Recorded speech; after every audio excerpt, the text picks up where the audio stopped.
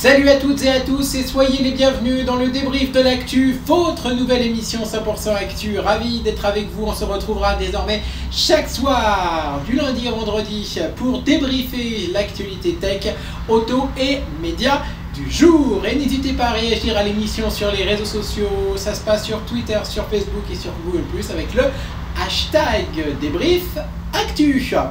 Et voici tout de suite le sommaire de cette grande première du débrief de l'actu en ce lundi 21 août 2017.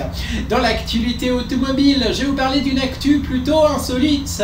Une Porsche 911 qui a des jantes qui coûtent le prix d'une Renault Clio. Oui, c'est possible. Je vous en reparlerai dans un instant dans ce premier débrief de l'actu de la saison. Je vous parlerai également du début du tournage du 5e opus de Taxi. Et oui, Taxi 5, le tournage a commencé avec Franck Gastambide et Malik Bentala, entre autres. Je vous en reparlerai dans cette émission. Je vous parlerai également du combi de Volkswagen qui va revenir en 2022. Ça y est, c'est officiel. Toutes les infos, c'est dans un instant et je vous présenterai également la nouveauté du jour. C'est un restylage en fait, c'est la Volkswagen Golf Sportsvan. Et oui, le monospace sur base de Volkswagen Golf se restyle. À quoi ressemble-t-il? La réponse dans l'actu auto, dans un instant. Je vais également vous parler médias et ce sont les deux grosses actus du jour. Koé qui arrive sur Virgin Radio et David Pujadas qui arrive sur LCI. Je vous en reparlerai bien évidemment dans un instant, sans oublier bien évidemment toutes les infos sur la nouvelle grille d'Europe 1 et sur la rentrée de TPMP. Oui, c'est possible. Dans l'actualité tech, là aussi je vais vous parler de pas mal de choses. On va parler entre autres ce soir de l'iPhone 8 dans l'actualité high-tech. Et oui, l'iPhone 8 fait l'actualité normale, il sera dévoilé dans environ 2 semaines si tout va bien. Alors, que faut-il savoir sur les rumeurs du jour sur l'iPhone 8? Eh bien, on va parler des quantités entre autres ce soir et de la reconnaissance faciale. Et oui, c'est possible. On parlera également de l'enceinte connectée d'Apple que la marque à la pomme a dévoilée en juin dernier lors de sa WWDC. C'est le HomePod. Et le HomePod qui serait dans le top 5 des enceintes intelligentes. Oui, c'est possible, donc l'une des meilleures. Je vous en reparlerai bien évidemment tout à l'heure du HomePod. Et je vais également vous parler d'une info tech un peu particulière. C'est qu'Apple pourrait proposer en fait un nouvel iPod Touch. Oui, c'est possible. Alors que faut-il savoir sur ce nouvel iPod Touch qui pourrait se renommer tout simplement iPod suite à l'arrêt de la commercialisation des iPod Shuffle et iPod Nano? Eh bien la réponse, ça sera dans ce débrief de l'actu en ce lundi 21 août 2017. Je rappelle le hashtag, bien sûr, hashtag débrief actu pour toutes vos réactions sur Twitter, sur Facebook et sur Google+. Soyez les bienvenus, on passe à l'actu média.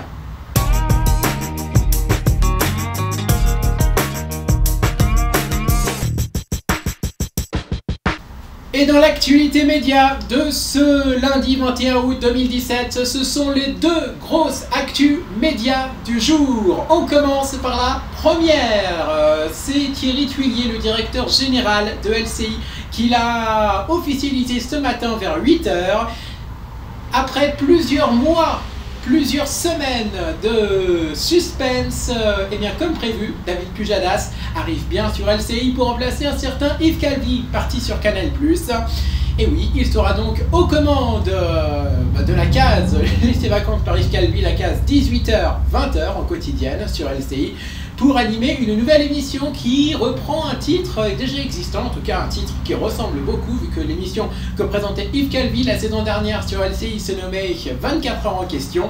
Et bien là, l'émission s'appellerait, ou plutôt va s'appeler, vu que c'est officiel, va s'appeler 24 heures Pujadas, l'info en question. Voilà, donc c'est, on va dire, c'est un nom d'émission un peu similaire, et ça serait dans la même case, mais par contre la formule serait revue, bien évidemment, comme c'est une émission un peu différente. Et qu'est-ce qu'on peut dire? Eh bien, sur l'arrivée de David Pujadas sur LCI, et bien il arrivera sur LCI dès la semaine prochaine. Et oui, parce que la semaine prochaine, c'est la rentrée sur les stations de radio, mais également sur les chaînes info. Oui, c'est possible. Et donc, LCI fait sa rentrée lundi prochain avec, je vous le rappelle, pas mal de nouveautés Pascal de la Tour du Pin, qui était avant la co-animatrice de première édition sur BFM TV en compagnie de Christophe Delay, eh bien cette fois-ci elle sera sur LCI dès lundi prochain, oui. Et donc on a également donc un nouvel animateur sur LCI, ou plutôt il fait son retour sur la chaîne, c'est David Pujadas. Et je vous rappelle qu'il est parti du 20h de France 2, c'était début juin 2017. Et je vous rappelle que c'était pas son choix de partir du 20h. Voilà, c'est un peu, je pense, une décision de la directrice du groupe France Télévisions, Delphine Ernotte. Voilà, tout simplement. Et qu'est-ce qu'on peut dire sur l'émission de David Pujadas, 24 heures en question, enfin 24 heures Pujadas, pardon, l'info en question, qui sera diffusée du lundi au vendredi de 18h à 20h en direct sur LCI. Eh bien c'est que l'idée de cette émission, c'est de faire une émission donc qui garde une grande densité, mais en s'éloignant pendant 2 heures du tempo accéléré d'une chaîne info, avec interruption toutes les 10 minutes. On va se poser un peu dans la pédagogie et le débat d'idées, en creusant le sillon tracé la saison passée par Yves Calvi, avec des touches nouvelles. Voilà, c'est David Pujadas qui a dit ça dans le Monde, dans un entretien au Monde, et il a également annoncé un grand débat quotidien qui rassemblera un peu moins d'experts généralistes ou d'éditorialistes et davantage d'acteurs, et qui intégrera les nouvelles formes d'écriture journalistique, un grand entretien et une troisième partie thématique plus courte et éditorialisée sur une autre actualité. Voilà donc un peu pour le concept de 24 heures Pujadas, l'info en question qui débute lundi prochain à 18h en direct sur LCI. Et pour cette émission, David Pujadas en fait a créé sa propre boîte de production. Oui, c'est possible, parce qu'avant il était simplement animateur du 20h et de l'émission politique et des paroles et des actes également les saisons dernières sur France Télévisions, sur France 2. Et cette fois-ci, eh bien, il a créé avec son associé Mathilde Pasinetti, il a créé sa boîte de production qui s'appelle Particule Production. Voilà, tout simplement. Et donc maintenant, il sera producteur et animateur de l'émission. Un nouveau rôle pour lui, sachant que donc, je vous l'ai dit, il était simplement animateur. Rendez-vous donc dès lundi prochain pour découvrir David Pujadas dans son nouveau rôle sur LCI. Et l'autre grosse actu de ce lundi 21 août 2017, on l'attendait depuis des semaines également, suite eh bien, à son départ de Énergie il y a un mois. Eh bien, pour Koé, on se disait, mais où est-ce qu'il va aller?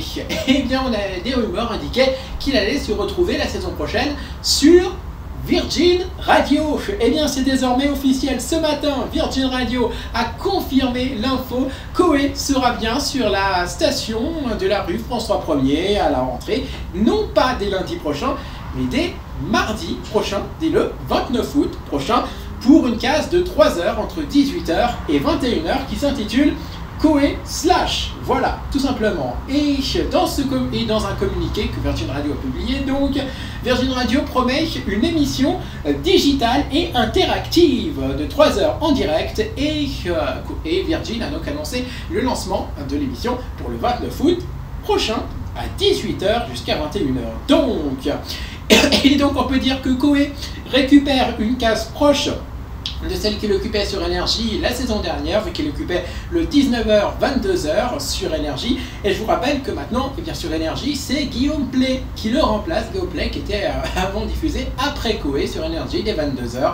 Désormais, Guillaume Play sera diffusé dès 20h sur Énergie et Koé dès 18h sur Virgin Radio. Et pour vous dire, c'est un retour pour Koé sur Virgin Radio, parce qu'il a déjà été sur la chaîne, sur la station de radio, avec la même émission d'ailleurs, Koé Slash, qui était diffusée avant le matin. Maintenant, c'est donc le soir de 18h à 21h, dès le mardi 29 août 2017. Et je vous rappelle pourquoi Koé est parti de Énergie. Et bien c'est simplement parce qu'il y a eu une rupture brutale des négociations. Et dans le communiqué que Virgin Radio a publié ce matin, Koé annonce également son intention de se concentrer sur le digital, et il prépare une émission, une série sur YouTube qui va s'appeler Sébastien, voilà, tout simplement, et ça sera diffusé donc sur YouTube à l'automne. Et il a dit aussi: je suis convaincu que pour exister face aux plateformes musicales, les radios vont devoir devenir des productrices de contenu. Je m'y emploie, hein, a-t-il dit, hein, que c'est ce que Koé a-t-il dit. Et Virgin, bien sûr, se félicite de l'arrivée dans son équipe de l'animateur le plus puissant sur les réseaux sociaux, avec près de 9 millions de fans et followers, et rappelle aussi la puissance de Koé sur YouTube, hein, parce que Koé a déjà quand même dépassé les 1,3 milliard de vues sur YouTube. Voilà, tout simplement. Donc rendez-vous dès mardi prochain, 18h, 21h sur Virgin Radio pour découvrir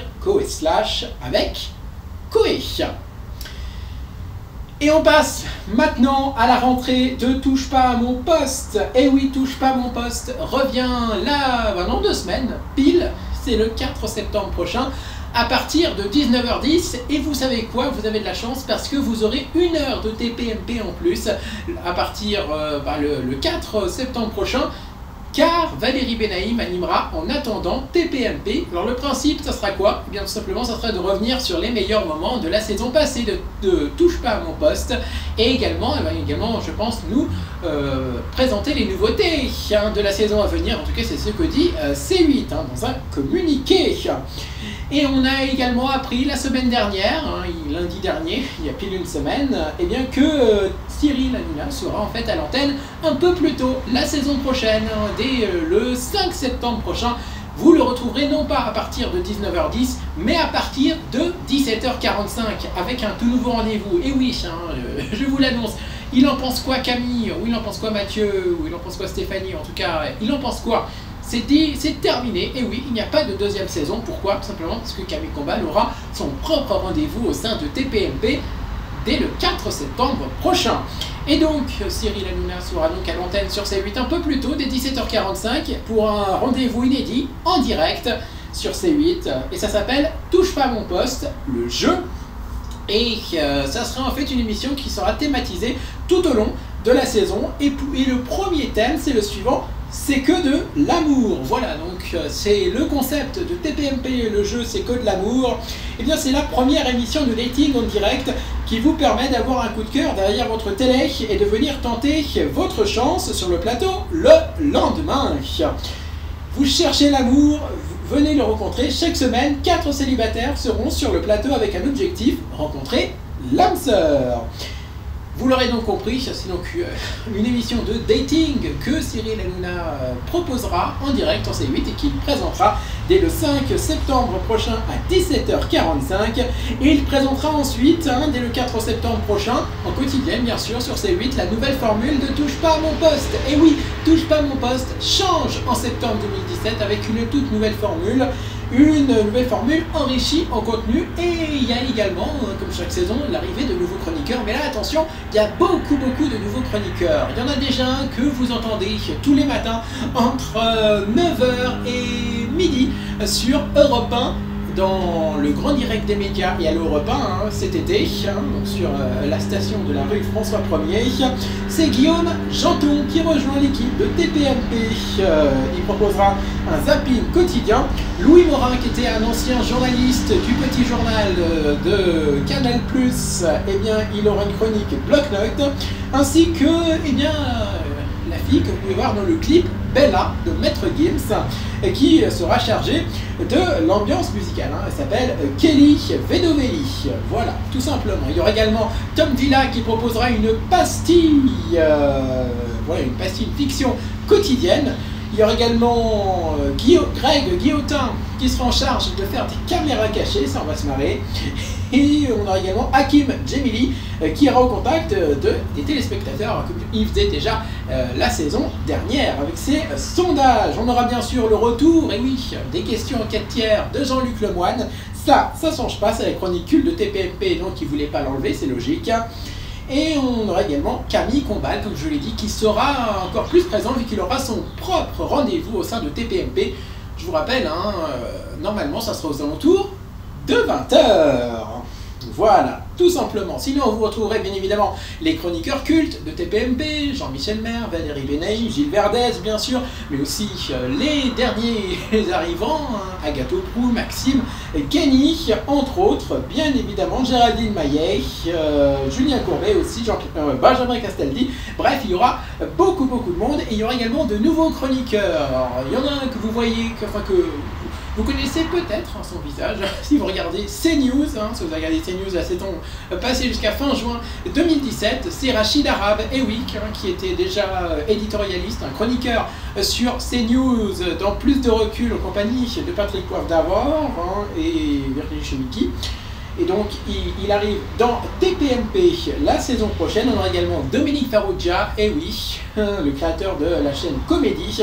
On aura également Titoff, l'humoriste, Renaud Revel, un journaliste, média, un expert média, Rokhaya Diallo, Christine Lance, mais aussi, on va dire, le compère un peu d'Hervé Matou dans le CFC, le Canal Football Club, Pierre Ménès, qui sera présent une fois par semaine dans Touche pas à mon poste. Bref, vous l'avez compris, cette saison TPMP promet, et en exclusivité, regardez, ce sont les 3 premières images du nouveau plateau de Touche pas à mon poste. Alors pour vous indiquer un peu où il sera tourné, en fait, ça sera tourné à la Canal Factory, qui regroupe donc les plateaux de Canal+, certains plateaux de Canal+, mais du groupe Canal+. Mais en fait, avant il tournait déjà à la Canal Factory. En fait, avant il tournait sur le plateau du CFC, du Canal Football Club, qui était légèrement modifié. Voilà, il y avait juste une table qui était en hauteur quand il n'était pas utilisé, il la baissait. Et c'était donc la table de TPMP avec également des grands écrans qu'il rajoutait. Sinon, c'était exactement sur le plateau du CFC, voilà, sur le studio du CFC. Et cette fois-ci, ils seront dans le studio en fait qui était utilisé jusqu'en mars dernier par le Grand Journal, et depuis mars dernier, c'était utilisé de mars jusqu'à juin 2017, c'était utilisé par Cyril Eldin et le Petit Journal, voilà, tout simplement. C'est donc dans ce studio que sera tournée l'émission en direct sur C8. Un studio donc assez rond, comme vous pouvez voir, et vous voyez ici une image de scène. Ça devrait être ici, je pense, que Camille Combal fera sa propre émission, voilà, tout simplement sur la scène du TPMP. Et on peut imaginer que cette scène pourra peut-être servir lors de Prime, s'il y a des invités musicaux et qui veulent faire des lives, eh bien ça pourra servir pour des lives, pourquoi pas, à faire, à suivre. Rendez-vous dès le 4 septembre prochain, 18h10 dans En attendant TPMP et 19h10 pour TPMP Nouvelle Formule sur C8. Et on termine enfin, je vous ai parlé d'Europe 1, eh bien on va terminer par Europe 1. Et oui, l'une des radios de la rue François 1er prépare sa rentrée prévue pour lundi prochain. Et je vous rappelle que cette rentrée, c'est un peu une rentrée un peu particulière parce qu'Europe 1 en fait toute sa grille. Et oui, par exemple, le grand direct des médias ne va pas survivre à cette nouvelle grille. Ce vendredi, ce sera donc l'ultime émission du grand direct des médias après plus de 10 ans de diffusion sur Europe 1. Ça sera remplacé par un autre rendez-vous média qui s'appellera Le Village Média, diffusé de 9h30 à 10h, présenté par un certain Philippe Vandel, qui était avant sur France Info. Mais le grand événement de la rentrée d'Europe 1, c'est en fait l'arrivée d'un certain Patrick Cohen, venu lui de France Inter. Et oui, c'était, on va dire, un peu le leader des matinales à la radio. Et donc, comme Europe 1 faisait des mauvaises audiences, ils ont cherché vraiment des piliers. Et Patrick Cohen est l'un d'eux. Et oui, il sera en charge de la matinale, Europe 1 matin, désormais tous les jours entre 7h et 10h sur Europe 1. Donc, Patrick Cohen sera ensuite suivi par une certaine Daphné Burki, et oui, qui arrive également sur Europe 1 pour présenter une nouvelle émission de 10h à midi. Vous aurez ensuite un rendez-vous d'actu avec Maxime Switek, Europe 1 midi, bien évidemment. Et ensuite, vous aurez de toutes nouvelles émissions, une émission sport quotidien présentée par Thomas Touroud, une émission médicale également sur Europe 1, juste avant Thomas Touroud, entre 15h et 16h, et Thomas Touroud, ça sera entre 16h et 17h. Et vous retrouverez également Franck Ferrand et toute une histoire. Ça, c'est la seule émission rescapée de l'ancienne grille de Europe 1. Et vous retrouverez ensuite Christophe Ondelat et Frédéric Tadei pour de nouveau en rendez-vous, et Émilie Mazoyer aussi, que vous retrouverez en soirée pour un nouveau rendez-vous musical. Bref, vous l'avez compris, cette saison, pour en repenser un peu la saison de la dernière chance, et je vous donne d'ores et déjà rendez-vous dans quelques mois lorsque les audiences radio seront publiées, parce que vous savez, pour les radios, c'est pas publié tout le temps, c'est publié, je vois, tous les 3 ou 4 mois. Et donc, eh bien, lorsque Médiamétrie rendra public les audiences radio, bien évidemment, je vous en parlerai dans le débrief de l'actu, bien évidemment. Bref, vous l'avez compris, cette saison, pour en repenser vraiment, la saison de la dernière chance, c'était l'actu média de ce lundi 21 août 2017. C'est l'heure de l'actu auto.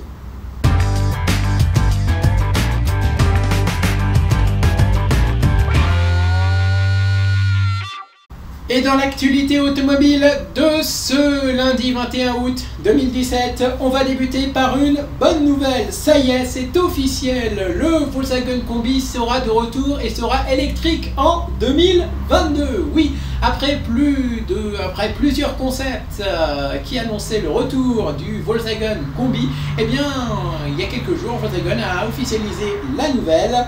Et on attend donc avec impatience de découvrir sa version de série, bien évidemment. Et ça fait déjà plus de 15 ans que Volkswagen songe à lancer une version néo-rétro du célèbre combi, multipliant les études de style. Il faut dire que le premier concept date quand même de 2001, puis 10 ans plus tard, il y a eu au Salon de Genève 2011, donc le Volkswagen Bully, et en 2016 le Buddy. Et ensuite, il y a eu au début de cette année 2017, au Salon de Détroit, puis exposé à Genève, il y a eu le ID Buzz, qui est le dernier concept en date. Et donc, cette annonce, Volkswagen l'a faite en marge du concours d'élégance de Pebble Beach aux États-Unis. Il y aura donc bien une version de série du concept ID Buzz, et ça, donc, ça pourra ravir les inconditionnels du combi qui pourrait presque remercier le Dieselgate. Vous savez, cette affaire qui a touché Volkswagen. Car pour honorer son blason, Volkswagen va en effet multiplier les projets électriques. Et oui, c'est la particularité de ce futur combi, il sera en fait 100% électrique. Et c'est donc, on peut dire, c'est un peu la rencontre du passé et de l'avenir. Et vous allez me poser la question, je pense, où seront les batteries? Eh bien, elles seront logées dans le plancher et la motorisation sera compacte. Et donc, comme le mythique combi, la nouvelle génération aura ainsi un long empattement et de courts porte-à-faux. Parmi les clins d'œil esthétiques que Volkswagen a prévu de faire pour ce nouveau combi du 21e siècle, il y aura bien évidemment le gros logo sur la face avant, bien évidemment, mais aussi la bande de vitrage qui seront repris. Volkswagen a également indiqué que le nouveau combi profitera de fonctionnalités de conduite autonome, parce qu'en 2022, on sera un peu rentré comme ça dans le monde des voitures autonomes. Et il sera également disponible, non pas qu'en version particulière, mais également en version utilitaire. Ça, c'est une bonne nouvelle. Et reste qu'il faudra être très patient, car la voiture est loin d'être dans les concessions, comme je vous l'ai dit, elle ne sera pas disponible avant 2022. Et un véhicule donc qui est annoncé 5 ans avant sa sortie, c'est quand même un peu rare, parce que souvent quand un véhicule de série est annoncé, c'est quelques mois avant sa sortie. Par exemple, quand les marques disent on va présenter le modèle, eh bien c'est quelques mois avant ou quelques semaines avant. Et bien là c'est 5 ans auparavant. Et donc cette annonce prouve que Volkswagen est plus que jamais dans la communication pour faire oublier le scandale. Quoi de mieux que de le faire avec un modèle qui joue sur la corde sensible.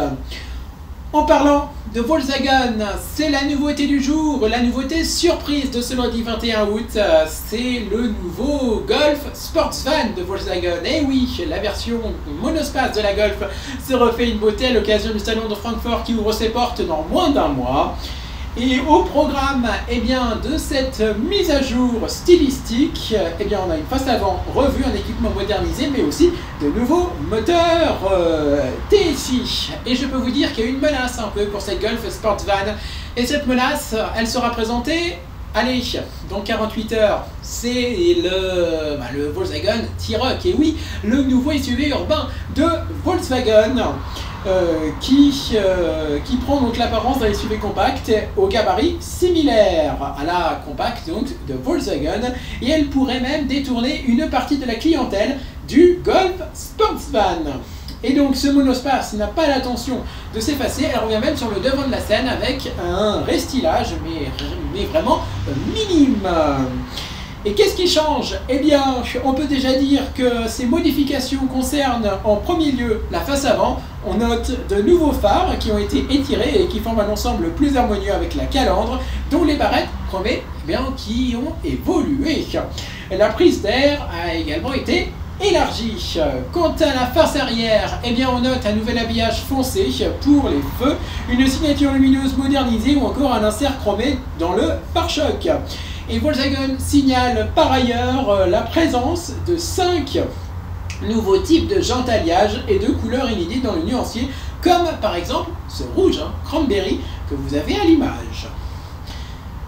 Quant à d'éventuelles modifications esthétiques à l'intérieur, eh bien on pourra remarquer de nouveaux inserts très décoratifs, mais c'est surtout sur les versions haut de gamme qu'il y a un changement beaucoup plus visible, car Volkswagen profite de ce restylage pour lancer sur cette nouvelle Golf Sportsvan un nouveau système de navigation Discover Plus avec écran tactile de 9,2 pouces et qui profite d'une fonction commande gestuelle. Quant aux aides à la conduite, elles ont également été mises à jour à l'occasion de ce restylage. Et donc cette nouvelle Golf Sportsvan profite d'un freinage d'urgence en ville avec détection des piétons et du Traffic Jam Assist, qui est en fait l'assistant de conduite dans les embouteillages qui fonctionne jusqu'à 60 km/h. Et de son côté, le Trailer Assist, il facilite les manœuvres avec une remorque.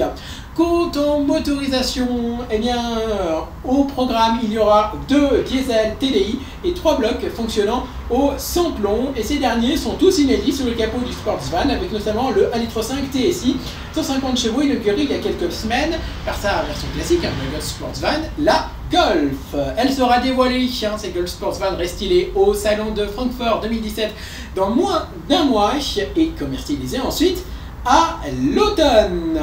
Dans le reste de l'actualité, on parle cinéma maintenant, et c'est un film très attendu, c'est le 5e opus de Taxi, réalisé par Frank Gastambide, et oui, qui a également réalisé qui a également réalisé Pattaya, entre autres, il y a 2 ans, ou il y a 1 an environ. Et le tournage du film Taxi 5 avec au casting entre autres Malik Bentala qui succède à Sami Nasri. Eh bien le tournage vient de débuter entre Paris et Marseille. Et je peux vous dire que si on se fie aux quelques photos publiées par Frank Gastambide, eh bien la cité phocéenne, donc Marseille, sera le théâtre de quelques cascades explosives qui vont faire plaisir aux spectateurs, bien évidemment. Et je peux vous dire que Frank Gastambide sera également au casting de ce film, et oui, il sera réalisateur mais également acteur du film, en compagnie donc de Malik Bentala qui joue le rôle joué jusqu'au 4e opus de Taxi par Sami Nasri. Voilà, tout simplement. C'est donc un bon duo, Frank Gastambide et Malik Bentala, qui ont déjà joué ensemble d'ailleurs dans Pattaya. Et je peux vous dire que concernant le casting, ils ne seront pas seuls, il n'y aura pas que Frank Gastambide et Malik Bentala, non, vu qu'on aura également d'autres acteurs qui ont joué dans les précédents opus, vu qu'on notera le retour de Bernard Farcy qui interprétera de nouveau le commissaire Gibert. On aura également d'autres personnages iconiques de la saga qui pourra faire le retour, mais leur identité n'a pas encore été dévoilée, bien évidemment. Et en outre, le film est produit comme les précédentes par un certain Luc Besson, oui. via sa société qui s'appelle Eurocorp. Voilà, tout simplement. Mais on se pose une question, quelle sera la voiture star du film qui succédera au Peugeot 406 et 407 des derniers épisodes? Et bien, lors de l'annonce de la mise en chantier du film en octobre dernier, Franck Gastambide et Malik Bentala y posaient devant en fait une Peugeot 407 qui a été aperçue sur le plateau. Mais est-ce que c'était juste pour l'affiche ou pour une photo promo pour annoncer le lancement du projet, ou est-ce que c'est la véritable voiture qui sera utilisée dans le film? Gageons quand même que l'équipe du film nous réserve une petite surprise d'ici la sortie en salle avec peut-être la complicité de Peugeot. Certains disent même que ça pourrait être en fait la nouvelle 508. Pour moi, il y a peu de chance vu que la voiture est actuellement en développement, mais pourquoi pas, peut-être que Peugeot nous réserve une surprise, sachant que le film devrait sortir le 11 avril 2018, quelques semaines seulement après le lancement, ou plutôt la présentation au Salon de Genève du prochain, de la prochaine 508. Et oui, elle ne sera pas dévoilée à Francfort, vu que Peugeot ne sera pas à Francfort. Tout simplement, c'est comme ça. Eh oui. Rendez-vous donc le 11 avril 2018 pour voir Taxi 5 dans les grandes salles de cinéma. On va continuer maintenant avec une actu qui concerne Porsche. Et avant de vous parler de cette 911 avec des jantes au prix d'une Clio, eh bien je vais vous parler du Cayenne. Alors que sa troisième génération sera dévoilée la semaine prochaine, eh bien l'actuel Porsche Cayenne est banni des ventes en Suisse. Et oui, alors pourquoi ce Cayenne est-il banni des ventes en Suisse? Eh bien c'est suite à la présence d'un logiciel de contournement sur certaines versions, et tous les modèles neufs en concession ne pourront être immatriculés, et ceux qui sont déjà sur les routes devront passer par la case mise à jour. Et on peut dire que décidément, plus rien ne va plus, enfin voilà, décidément le groupe Volkswagen se retrouve sous les feux de la rampe dans tous les pays où il est présent. Et cette fois, eh bien, c'est la Suisse. L'un donc de ses principaux marchés premium, l'un des principaux marchés premium d'Europe, qui vient de prendre la décision d'interdire l'immatriculation des Porsche Cayenne dans la Confédération helvétique. Et quel acteur a pris cette décision? Eh bien, c'est l'Office fédéral des routes qui a annoncé cette décision dans le cadre de l'enquête sur la présence d'un logiciel de contournement sur le plus gros des SUV de Porsche. Et il s'agit surtout des versions 3 litres diesel, l'une des plus vendues sur le Cayenne, donc qui est impactée. Les propriétaires donc qui ont déjà un Cayenne concerné par cette affaire devront, eux, passer par la concession pour mettre à jour leur auto. Et il faut quand même que je vous rappelle que le logiciel suspecté sur les Porsche reposait sur un principe simple, l'analyse de la direction. Si les routes restent droites et ne bougent pas et que le moteur tourne à différents régimes, le système interne de l'auto détecte alors la présence d'un test d'homologation sur banc et ajuste les contrôles anti-pollution. Et c'est précisément ce dispositif qui a été reproché à Porsche et qui devra être corrigé pour que la dépollution fonctionne sur une plus grande plage de régime et de température.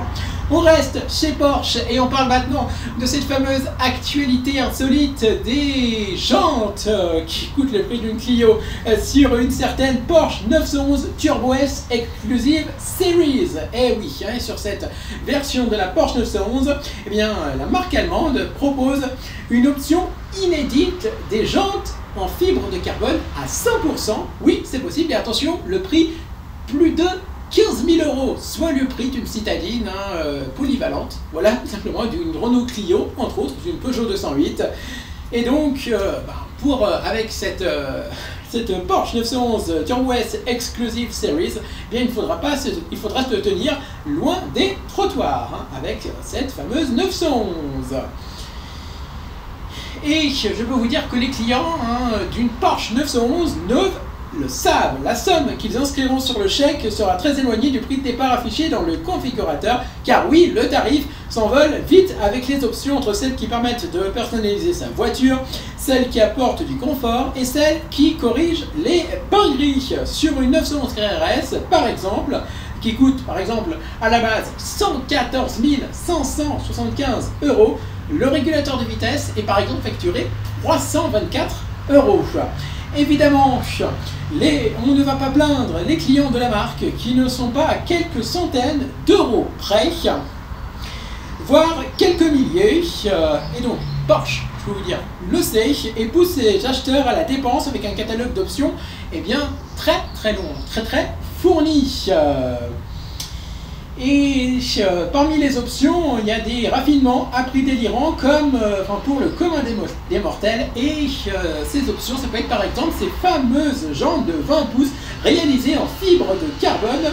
Elles sont proposées uniquement sur la 911 Turbo S Exclusive Series, un modèle comme son nom l'indique est déjà très exclusif. Il est proposé à seulement 500 exemplaires et il reçoit notamment une évolution mécanique qui gonfle le flat six à 607 chevaux. Et concernant la fabrication de ces jantes, elles sont composées de deux parties. La première partie, le centre, est réalisé en assemblant 200 éléments. Le second est la base de la jante obtenue avec le tressage d'une fibre de carbone. Les deux, ils sont ensuite assemblés pour former la jante, c'est plutôt logique, pour former une seule et même pièce. Et pour assurer la solidité, l'ensemble est durci à très haute température, puis refroidi très lentement. Le tout est protégé par une laque transparente. Et je peux vous dire, de telles roues, c'est une première pour un grand constructeur, car Porsche tresse lui-même la fibre de carbone grâce à une machine spécifique. Et par rapport aux jantes d'origine, 8,5 kg ont été gagnés, soit une baisse de 20%. Et dans le même temps, les jantes, elles sont quand même 20% plus rigides. On comprend donc pourquoi l'option coûte cher, ou plutôt le prix d'une voiture. Et oui, parce que le tarif français n'est pas connu, mais le tarif que je vais vous donner maintenant, c'est le tarif allemand de l'option. Attention, en Allemagne, ces fameuses jantes 100% carbone sont facturées 15 232 €. Eh oui, ça fait cher. Le prix d'une Renault Clio, vous vous rendez compte? Ça coûte le prix d'une voiture, ces jantes. Et donc, il faudra faire attention avec cette voiture, avec cette Porsche 911 Turbo S Exclusive Series. On poursuit avec du sport maintenant et on commence avec la BMW M8. Et oui, alors que la BMW série 8 définitive n'est pas encore officielle, mais son concept, oui, BMW prépare sa version sportive, sa version motorsport, comme toutes les autres BMW. Et je peux vous dire que cette série 8 reviendra après plus de 15 ans d'absence.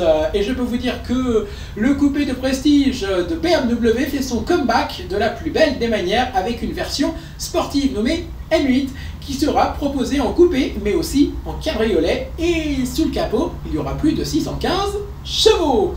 Et ses rivales, ce sont entre autres les Mercedes classe S, les Mercedes S63 AMG coupé, mais aussi la S65 AMG, qui seront donc ses rivales.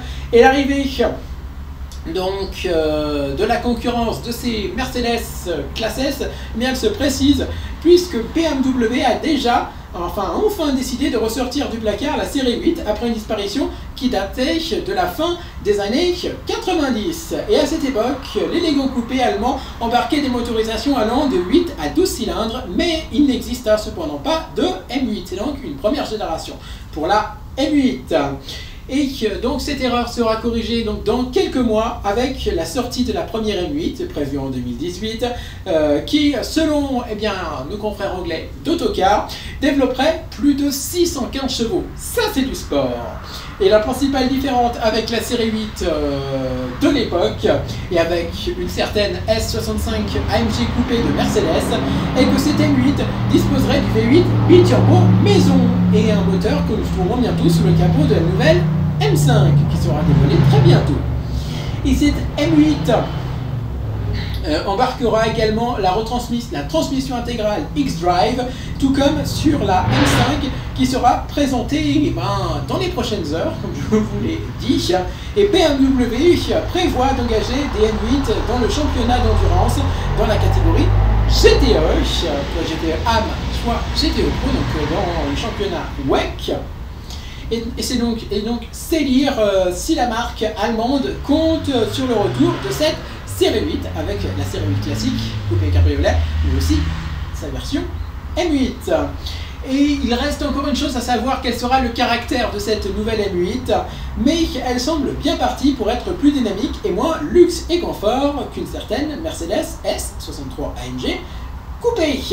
On termine l'actualité automobile de ce lundi soir avec le concours d'élégance aux US de Pebble Beach et Mercedes qui a dévoilé la version cabriolet du concept Mercedes Maybach Vision 6 dévoilé l'année dernière. Oui, l'année dernière c'était un coupé tout de rouge vêtu. Cette année c'est un cabriolet tout de noir vêtu, bien évidemment. Et comme la version coupée, eh bien la version cabriolet de cette Mercedes Maybach Vision 6 est toujours équipée d'un moteur électrique. Et je peux vous dire que la silhouette est découvrable après un coupé, logique. Eh oui, c'est une suite logique. Mais donc, à sa découverte, on peut se dire que cela aurait dû être le début, tant cette carrosserie semble une évidence pour cette majestueuse voiture, parce qu'elle est dévoilée sur une plage de Californie, mais aussi parce que l'absence de toit sublime la pureté et le gabarit démesuré de la Vision 6. Et pour faire ce cabriolet, eh bien Mercedes s'est contenté d'enlever le pavillon en dur. Le design des parties avant et arrière, lui, n'évolue pas. Il était déjà magnifique sur le coupé. La proue donc conserve son immense calandre qui contraste avec les fines optiques. Quant à la poupe, eh bien elle est fidèle au bandeau de feu positionné bas. Et entre, le profil peut se résumer à une ligne qui forme un léger arc de cercle marqué par un chrome qui parcourt toute la longueur de la voiture. Et sous le pavillon, eh bien, le porte-à-faux arrière semble encore plus étiré, mais tout comme le coupé, eh bien, la version cabriolet mesure toujours 5,70 m. Une classe S cabriolet par exemple s'étire sur 5,03 m seulement.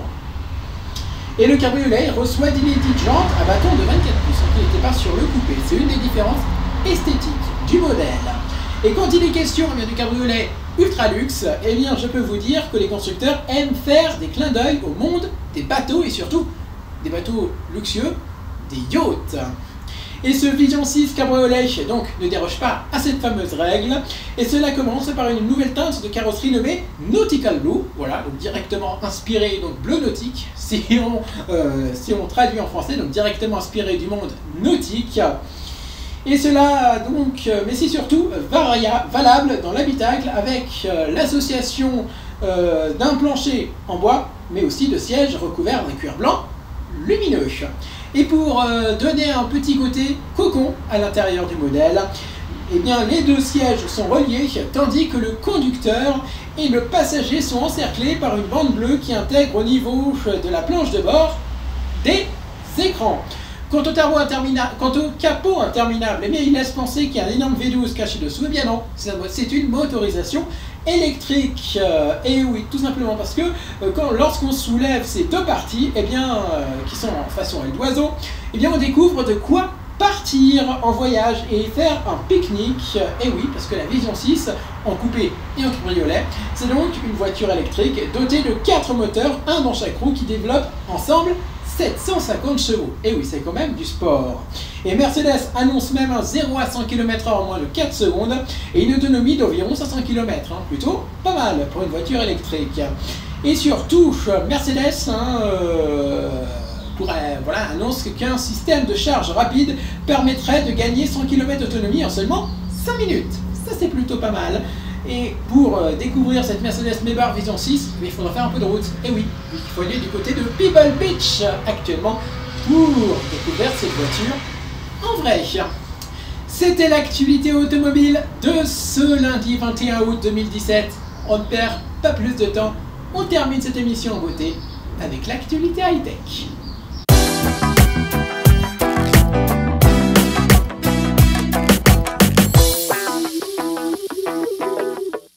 Et dans l'actualité high-tech de ce lundi 21 août 2017, on commence tout de suite avec le baladeur musical d'Apple.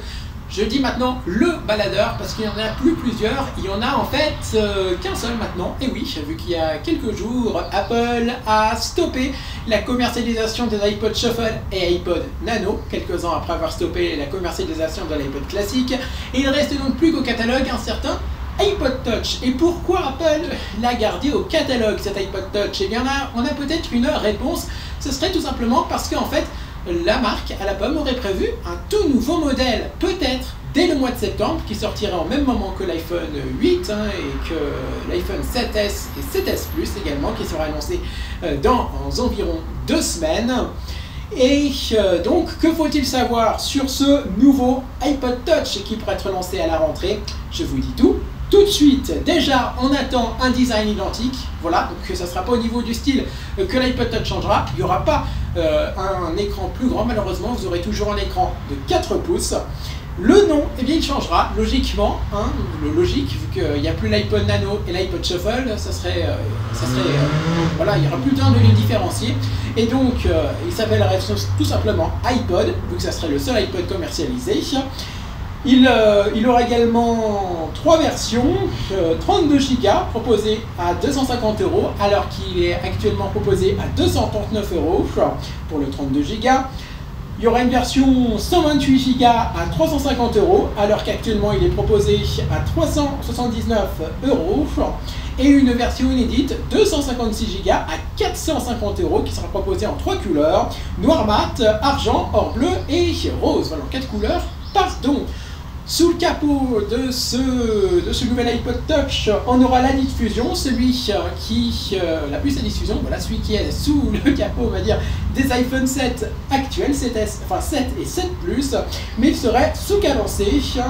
Actuellement, dans les iPod Touch, c'est un Apple A8, la puce, qui tourne à 1,1 GHz contre 1,4 GHz pour la 8 des iPhone 6. Concernant l'autonomie, elle sera améliorée de 1 à 2 heures, l'autonomie de ces nouveaux iPod Touch, avec 40 heures en audio et 8 heures en vidéo qui sont proposées actuellement.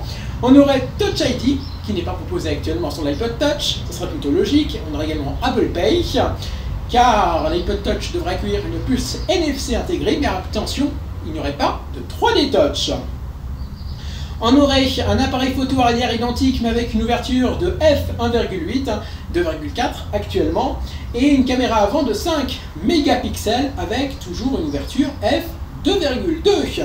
Contre le matricule de l'iPod Touch, qui permet un peu de le reconnaître, c'est le matricule A1944 contre le A1574 pour l'actuel. Voilà, tout simplement pour les infos de cet iPod Touch qui sera lancé à la rentrée prochaine, si tout va bien.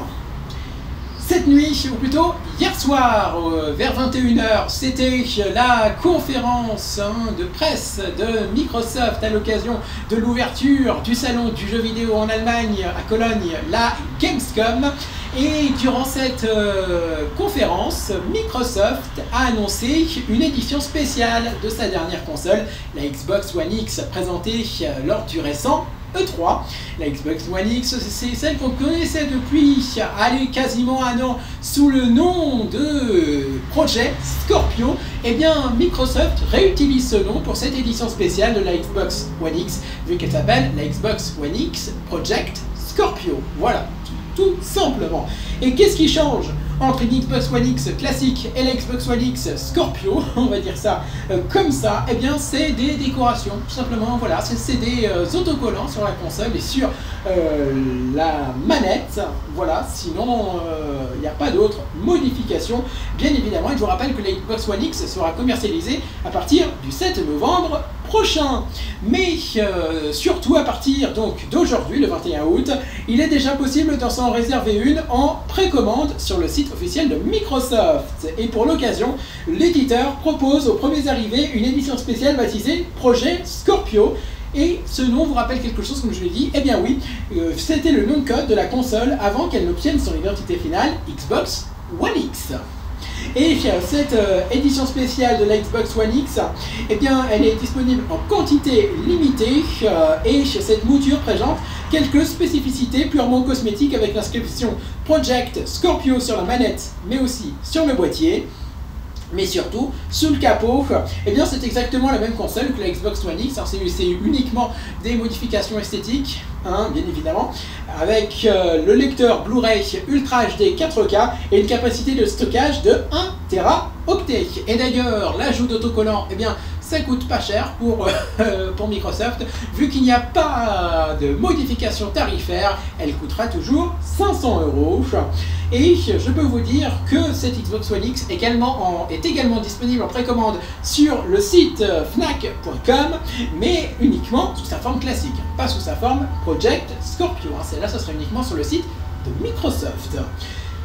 Mais durant cette conférence, Microsoft n'a pas annoncé que cette version spéciale de la Xbox One X. Non, Microsoft a également annoncé 2 nouvelles éditions pour la console Xbox One S.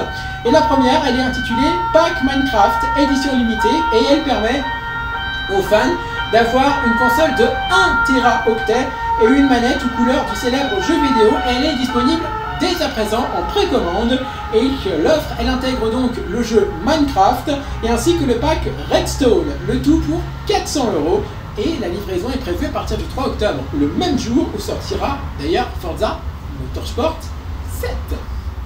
Et la firme de Redmond a également annoncé une édition dédiée au jeu La Terre du Milieu, l'ombre de la guerre et le pack il comportera, outre le jeu, une console avec 500 Go ou 1 Teraoctet de stockage, une manette sans fil, un mois d'abonnement au catalogue de jeux Xbox Game Pass et un accès illimité à 14 jours à la communauté de jeux en réseau Xbox Live Gold.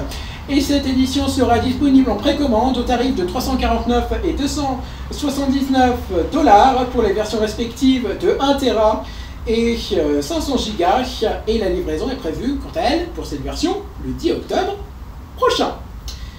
On poursuit maintenant avec 2 actus qui concernent l'iPhone 8 et on commence avec la reconnaissance faciale qui pourrait être ultra rapide sur le nouveau smartphone d'Apple. Et je peux vous dire que Apple va stopper, je pense, la commercialisation de Touch ID. Ça ne va pas durer longtemps. Et il faudra donc, si Apple veut nous faire oublier Touch ID, il faudra vraiment que le système de reconnaissance faciale fonctionne rapidement et surtout de manière fiable. Et ceux qui craignaient notamment de devoir s'exposer de longues secondes pour valider un paiement Apple Pay à la caisse, via par exemple un selfie, devraient se réjouir de la dernière rumeur. Et selon le Korea Herald, qui est proche des lignes de production de Samsung, qui fournirait donc l'écran du nouvel iPhone, eh bien ce fameux système de reconnaissance faciale, il fonctionnerait au moins d'1 millionième de seconde. C'est donc très rapide. Et a priori, ce n'est pas Samsung qui fournira le capteur 3D, mais le Coréen pourrait très bien avoir travaillé avec Apple pour tester sa dalle OLED en compagnie de la fameuse techno 3D. Et d'après le Wall Street Journal, la nuit ou en faible lumière, Apple aurait d'ailleurs prévu un système infrarouge pour s'identifier quand même. Et donc il reste donc la question de l'iPhone posée à plat sur une table qui risque cette fois de nécessiter qu'on le soulève un peu pour que ça marche. Voilà, si il est à plat comme ça et qu'on doit mettre la tête comme ça marchera peut-être pas, il faudra peut-être quand même le prendre dans la main. Affaire à suivre. Dans toujours l'actualité de l'iPhone 8, on va parler des quantités maintenant et au lancement, eh bien, Apple pourra proposer seulement de faibles quantités au lancement de l'iPhone 8. Et si Apple respecte déjà son calendrier habituel, la keynote devra avoir lieu autour du 6 septembre, donc dans 2 semaines. Et le lancement de l'appareil, lui, aura lieu 10 jours plus tard environ, aux alentours du 15 septembre. Et seulement, avec un iPhone 8 et 2 iPhone 7S et 7S Plus, rien ne dit qu'Apple conserve le rythme. Et d'après l'analyste Jun Zhang de Rosenblatt Securities, l'iPhone 8 n'entrerait en production de masse que durant la 3e semaine de septembre, ce qui remet sur la table la rumeur d'une disponibilité en faible quantité au lancement, voire légèrement décalée de ce nouveau modèle. Seuls 5 millions d'unités pourraient être ainsi écoulées pour le trimestre de septembre, contre 15 à 35 millions pour les 7S et 7S Plus, et 30 à 35 millions pour le trimestre suivant. Et Jun Zhang estime enfin qu'Apple aurait abandonné Touch ID sous l'écran en cours de route à cause d'un taux de rendement trop faible. On reste chez Apple et on va parler de l'HomePod qui serait dans le top 5 des enceintes intelligentes. Vous savez que l'HomePod, c'est la nouvelle enceinte d'Apple que la marque a présentée début juin lors de sa keynote d'ouverture de la WWDC 2017. Et le HomePod va sortir pas avant 2018 ou fin 2017. Et l'HomePod fait déjà l'objet de toutes les spéculations. Et en effet, selon TechNavio, Le nouveau produit figurait déjà dans le top 5 des ventes d'enceintes intelligentes avant même sa mise en vente en décembre ou en début d'année prochaine pour l'Europe. Et je vous rappelle, son prix c'est quand même 349 $, environ le même prix ou un peu plus cher en euros. Et le marché des haut-parleurs intelligents risque de devenir très compétitif et au cours du premier semestre 2018, les analystes estiment que la concurrence deviendrait plus intense avec une augmentation des fonctionnalités proposées, des différences au niveau des technologies, de la quantité du son, segment privilégié donc par Apple, de la conception de la taille et bien entendu du prix. Et pour Ujivai Doshi, qui est un expert de l'industrie de la technologie pour la recherche sur l'électronique grand public, bien les innovations technologiques et la créativité joueront un rôle important dans la croissance du marché qui resterait toutefois dominé par Amazon, Apple, Google, Samsung, Harman ou encore Sony. On termine enfin l'actualité high-tech de ce lundi soir avec les films disponibles sur iTunes seulement 3 semaines après leur sortie au cinéma. Ça veut dire qu'il sortira au cinéma et 3 semaines après il sera disponible. Par exemple, ça voudrait dire que Cars, par exemple, ça pourrait être disponible sur ce modèle fin août, sachant que le film est sorti début août. Et je peux vous dire que cette semaine, tous les regards se tournent vers Hollywood, que ce soit la communication des budgets d'Apple, ou encore ceux de Netflix, ou encore la discussion des droits de diffusion de ce dernier. Et en effet, malgré les objections des chaînes de cinéma, une révolution se prépare. Selon Bloomberg, un site d'actu économique, les plus grands studios hollywoodiens s'apprêtent à concéder les droits de diffusion de leurs œuvres dans les semaines suivant leur sortie. Et ainsi, Apple serait sur le point de conclure un accord qui pourrait entrer en application dès le début 2018. Et ça consistera en fait en une nouvelle offre iTunes qui proposerait des contenus environ 17 jours après leur début pour environ 50 $, et une autre à 30 $ pour 4 à 6 semaines. Et ce calendrier serait beaucoup plus court que les 3 mois constatés en moyenne entre la sortie d'un film et sa disponibilité en DVD format numérique, mais cela coûterait toutefois plus cher aux consommateurs. C'était l'actualité tech, média, mais aussi automobile de ce lundi 21 août 2017. Merci à tous d'avoir regardé cette nouvelle aventure, cette première émission de cette nouvelle aventure, le débrief de l'actu. Continuez bien sûr à commenter avec le hashtag débriefactu. Ça se passe sur Twitter, sur Facebook et sur Google+. On se retrouve sans faute demain soir pour un nouveau débrief de l'actu. On parlera bien sûr de l'actualité auto, média et tech. Et je vous dis, mercredi, ne ratez pas l'agenda TV. Je vous dévoilerai mercredi ou demain. Voilà, selon l'heure. Allez, demain, ne ratez pas l'agenda TV. Et oui, ça sera demain l'agenda TV, tous les mardis, normalement, ou le lundi. Mais ça sera soit le lundi, soit le mardi. Et dans l'agenda TV, dans l'actu média, je vous dévoilerai en fait les programmes qui passeront dans 3 semaines à la télé. Et demain, je vous parlerai de William Lémergie. Et oui, demain, j'officialiserai l'arrivée de William Lémergie sur C8. Si tout va bien, dans William à midi. Je vous en dis pas plus pour l'instant, c'est un scoop que je vous ai donné en toute fin d'émission ce soir. Merci à tous d'avoir été avec nous pour cette grande première du débrief de l'actu. Et à demain soir pour une nouvelle émission ensemble. Bye bye, à demain.